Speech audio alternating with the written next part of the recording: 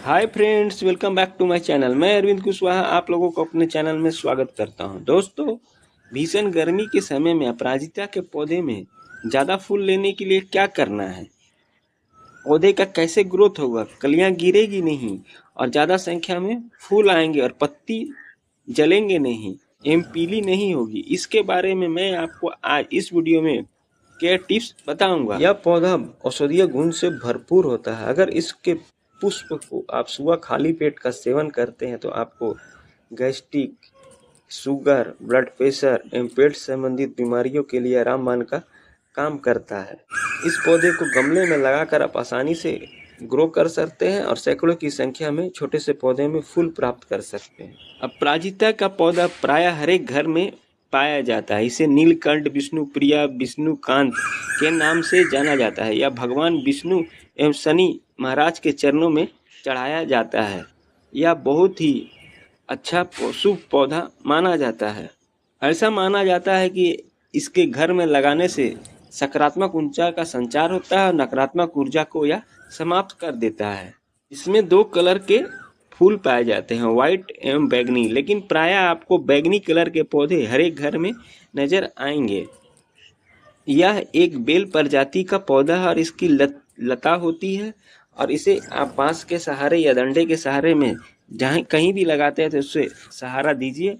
यह प्लांट्स अच्छे से ग्रोथ करेगा और सैकड़ों की संख्या में छोटे से में भी फूल खिलेंगे। प्लांट्स का गर्मी के सीजन में केयर करना बहुत जरूरी होता है, क्योंकि ये विंटर के पीरियड में पूरे से डोमेस्टिक पीरियड में रहता है और इसमें फ्लावरिंग पूरी तरह से बंद हो जाती है। जैसे ही वसंत ऋतु का आगमन होता है, इसमें हल्के हल्के से कलियां एवं फूल आना चालू हो जाती है और इसमें आपके मार्च के लास्ट से लेकर जून जुलाई तक सैकड़ों की संख्या में छोटे से भी पौधे में फूल खिलते हैं। इस पौधे में अगर मेरा वीडियो आप पहली बार देख रहे हैं तो मेरे चैनल को लाइक एवं सब्सक्राइब, बेल आइकन जरूर दबाइएगा ताकि आपके पास नोटिफिकेशन जाए और उस प्लांट्स के बारे में आप आसानी से जान पाएँ। कलियाँ ज़्यादा संख्या में आती है मगर गिर जाती है, तो उसका मुख्य कारण यह होता है कि आप उस समय पोषक तत्व से भरपूर खाद नहीं देते हैं और दूसरा, आप इसमें ओवर वाटरिंग करते हैं। इसलिए इस 2 से 3 बातों का आप ध्यान दीजिए। आपके प्लांट्स की कलियां गिरेंगे नहीं और ये फूल के रूप में कन्वर्ट हो जाएंगी। विंटर का सीजन जैसे ही खत्म होता है तो हमने इस प्लांट्स को उस समय फरवरी के लास्ट महीने में प्रूनिंग किया था, जिससे मेरा प्लांट्स में नए नए लीव्स निकले हुए हैं। देखिए कितने सुंदर, मार्च के लास्ट आते आते इसमें पत्तियां से भर गया है और प्रूनिंग का ही कमाल है कि इस छोटे से प्लांट्स में नए नए लीव्स निकल रहे हैं और फिर कलियां आएंगी इन सारी ब्रांचेज में। इस पौधे में ज़्यादा मात्रा में फूल लेने के लिए आपको विंटर का सीजन जैसे ही खत्म होता है, यानी वसंत ऋतु चालू होता है, तो इसमें आप इस समय प्लांट्स को प्रूनिंग कर दीजिए, जिससे नए नए ब्रांच निकलेंगे, पत्तियां आएंगी और ब्रांच में बहुत ज़्यादा संख्या में कलियां आएगा। इसलिए फरवरी के महीने में इसे प्रूनिंग आप कर दें। देखिए प्लांट्स कितने अच्छे से हरे भरे ग्रो किए हुए हैं और ये प्रूनिंग करने के बाद मार्च के लास्ट महीने में कितने से बड़े अच्छे से बड़े हो गए हैं। अब इसमें कलियां आना चालू हो गई है। गमले की मिट्टी को आप हर एक 15 दिन के अंतराल में कोड़ाई करते रहे। कोड़ाई करने से ये होगा, मिट्टी हल्की होगी, भुरभुरी होगी, ऑक्सीजन का संचार अच्छी तरह से होगा और कठोर मिट्टी में प्लांट्स का ग्रोथ रुक जाता है। इसलिए आप महीने में 15 दिन के अंतराल में मिट्टी की गमले की कोड़ाई करते रहें, जिससे पौधे का ग्रोथ अच्छी तरह से होगा, कलियां ज़्यादा आएंगी। गमले की मिट्टी की कोड़ाई करके आप 1 इंची मिट्टी गमले से निकाल के इसके बाद आप फर्टिलाइजर डालिएगा तो प्लांट्स अच्छे से ऑब्जॉर्व करेगा। इसलिए आप 1 इंची गमले की मिट्टी की कोड़ाई करके तो ये गोबर का खाद है, इसमें कैल्शियम, फास्फोरस, मैग्नीशियम प्रचुर मात्रा में पाया जाता है। हमारे पौधे को ग्रोथ को बढ़ाता है, कलियां लाने में मदद करता है। उसका आप 200 ग्राम ले लीजिए और गमले में अच्छी तरह से डालकर चारों साइड में मिट्टी से आपको कवरिंग कर देना है। देखिए दोस्तों, नीम खल्ली लिया है, इसमें नाइट्रोजन की मात्रा ज़्यादा होती है। यह पौधे में लगने वाले फंगस को जड़ से हटाता है, मिट्टी की उर्वरा शक्ति बढ़ाता है, मिट्टी में जो भी दीमक लगते हैं सबको ये जड़ से सफाया कर देता है। उसका आपको 1 चम्मच लेकर डाल देना है। उसके बाद हमने वर्मी कंपोस्ट खाद लिया है, केचुए के खाद से बनता है। इसमें कैल्शियम, फास्फोरस, मैग्नीशियम प्रचुर मात्रा में पाया जाता है और इसका गुण यही है कि ये हमारे कलियां लाने में मदद करता है, फूल का आकार का बड़ा बड़ा करता है। उसका आप 50 ग्राम ले लीजिए और अच्छी तरह से चारों साइड मट्टी में डालकर गमले में आपको ये मिक्स कर देना है अच्छी तरह से चारों साइड से।